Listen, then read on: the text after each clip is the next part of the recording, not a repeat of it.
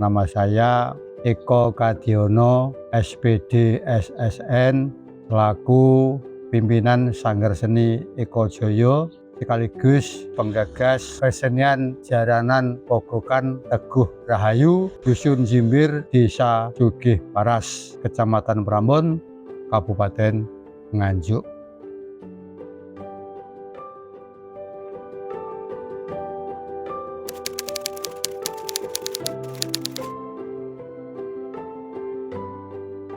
Kesenian jaranan pogokan Teguh Rahayu, Dusun Jimbir, Desa Sugih Waras.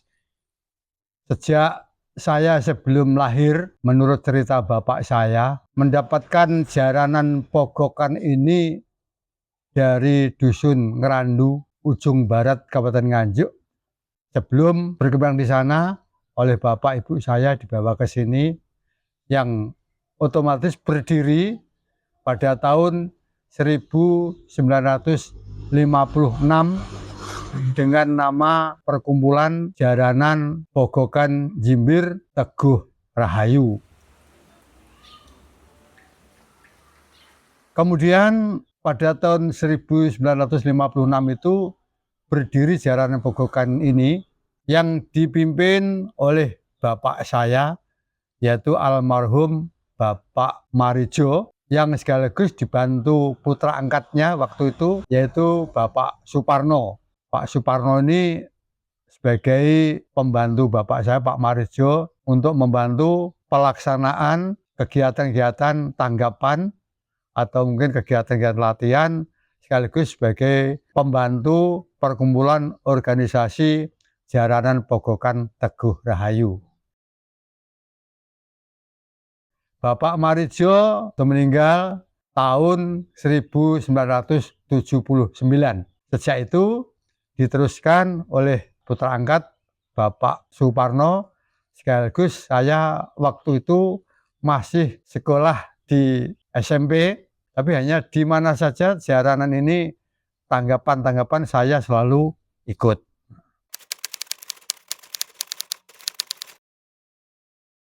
Menurut tokoh yang namanya Pak Dipainem, itu pelaku utama yang menampilkan dan peraga pogokan, ini mengatakan pogokan dari kata pogok, artinya tugel.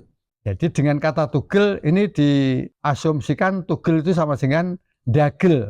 Makanya jaranan pogokan itu pemainnya harus bisa ngelucu, bisa gending, bisa nembang, setidaknya bisa memainkan alat gamelan itu.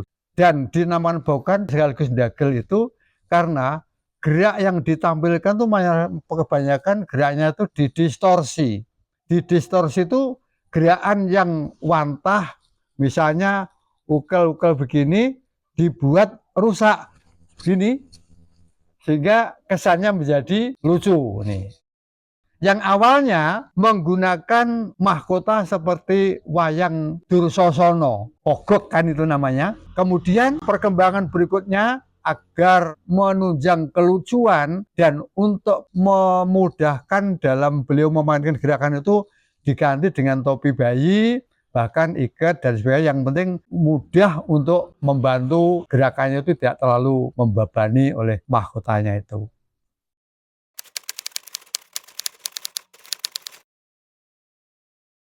Jaranan pogokan itu sendiri sebetulnya kalau dimainkan pogokannya saja kisaran waktu 1 jam atau 1,5 jam. Karena di mana tampilan pogokan itu tidak hanya menari, tapi juga ada gending-gending, juga ada dialog. Sehingga pogokan itu sendiri dapat dikategorikan seni teaternya masuk, seni tarinya masuk, dramatisasinya masuk.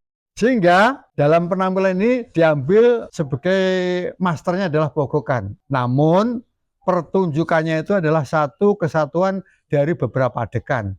Misalnya sebelum main pogokan yang pertama ada yang namanya ginjongan. Ginjongan itu kalau Jawa Tengah namanya gambyong. Ditampilkan oleh 4 penari, laki dan perempuan atau perempuan yang sebenarnya. Menari gambyong atau genjongan dengan iringan gending pangkur yang melodinya dimainkan oleh sompret. Sehingga tatapan musiknya ini perlu kejelian, kepinteran orang memainkan sompretnya ini. Karena tidak mudah main sompret dengan nada jirolumo memainkan lagu pangkur. Setelah genjongan ditampilkan kepangan, yaitu yang disebut pogokan itu.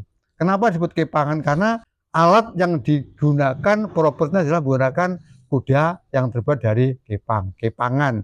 Dimainkan oleh 4 orang.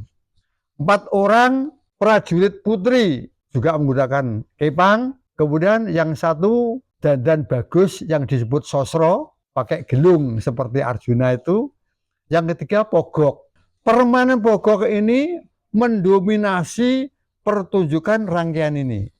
Jadi tadi saya katakan di pogok ini komplit. Makanya jaranan ini lebih ditekankan pada pertunjukan pogokannya.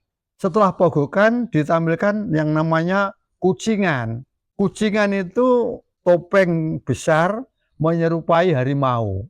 Disebut kucingan karena permainannya seperti kucing bermain, seperti main bola, main kelopo, main itu. Jadi tidak berdiri seperti pakai dadak merak, tapi mayoritas menggunakan level-level rendah. Dan setelah yang namanya serati, serati itu yang ngangon, gambuh, itu dandanan putri seperti putri wayang itu, seperti Sri Kandi. Setelah itu masuk, kucingannya berdiri joget bareng. Setelah kucingan, baru acara kelanan. Kelanan dari kata klono. Klono Sewandono ditampilkan oleh 2 orang. Yang satu pemain kepiak, yang satu pemain klononya. Dalam gambaran cerita ini menggambarkan seperti adegan orang desa, orang kampung yang menggambarkan klono ini orang bekerja, anaknya, dan yang kepiak ini adalah mertuanya. Setelah piak main gitu, main, benar yang ngirim datang. Yang ngirim itu istrinya yang pemain klono. Setelah masuk, ngirim dengan membawa mungkin air minum, membawa sebungkus nasi. Di saat mereka sedang makan, sementara istrinya tadi menghibur dengan lagu-lagu, dengan gending-gending, ini siani-siani seperti itu. Ini yang dinamakan adegan kelanan atau klono sewan.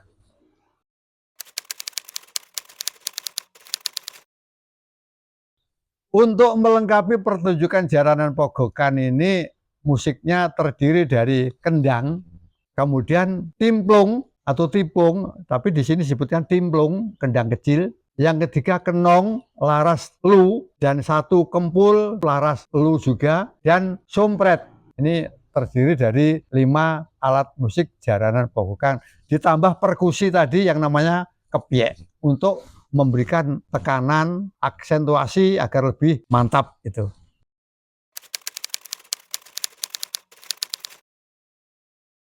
Awalnya jaranan pogokan banyak dimainkan pada hajatan-hajatan.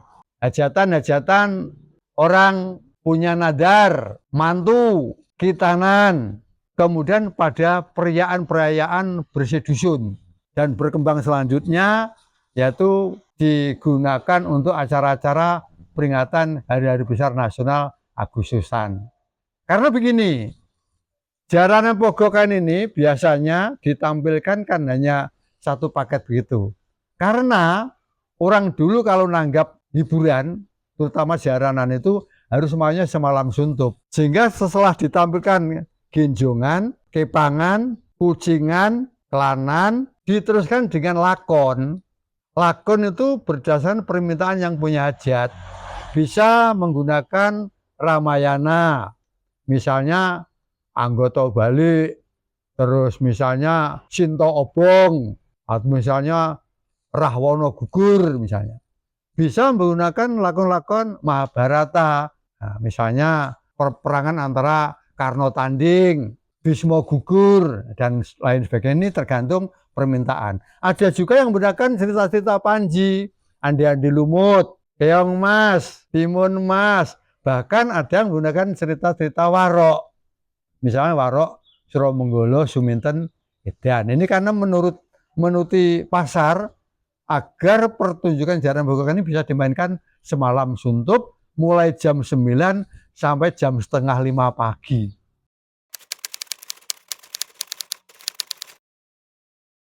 Sebetulnya jaranan Pogok ini menurut perkembangannya paling mengalami kejayaannya itu pada tahun 1956 sampai pada tahun 80-an. Jadi masa jayanya memang di tahun-tahun 60-an, 70-an. Sehingga setelah tahun 80, 90 itu sudah nyaris mati, punah. Karena terdapat pemain-pemainnya sudah mulai meninggal, pindah tempat, dan yang lain lagi karena masuknya kesenian-kesenian di luar daerah, misalnya jaranan-jaranan dadi, masuk televisi, masuknya hiburan-hiburan yang sekarang lebih ngetren, sehingga kesenian-kesenian ini terpinggirkan bahkan nyaris punah. Kemudian saya selaku pewaris, saya setelah masuk di SMKI Surabaya, tahun lulus 83-84, saya belum bisa merasakan. Tetapi setelah saya masuk di Sekolah Tinggi Kesenian Wilwatikta Surabaya, tahun 2007, saya baru merasakan betapa sayangnya kalau jaranan Pogokan ini tidak bisa hidup kembali. Makanya sejak tahun 2007 itu saya berusaha untuk gali kembali dari kesenian-kesenian yang ada di Kabupaten Nganjuk ini. Jujur saja, sebetulnya di seluruh Kabupaten Nganjuk, setiap kecamatan itu pasti ada yang namanya jaranan Pogokan. Namun tidak ada orang yang peduli, tidak ada orang yang mau mengembangkan, bahkan melatih. Sehingga saya terketuk hati saya, ibaratnya kesenian jaranan Pogok ini seperti emas yang terpendam.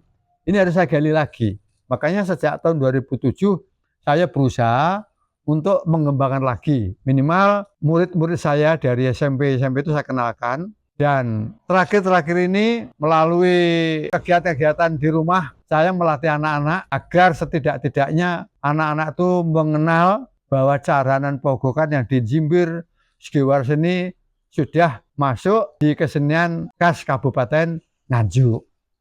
Makanya saya mohon restunya, mudah-mudahan ke depan jaranan Pogokan ini atas jerih payah saya untuk membangkitkan lagi bisa dikenal minimal di desa kami sendiri, umumnya di Kabupaten Nganjuk, bahkan kalau syukur menjadikan kesenian sebagai warisan budaya tak benda yang diakui di kancah Kementerian Kebudayaan Nasional. Itu harapan kami.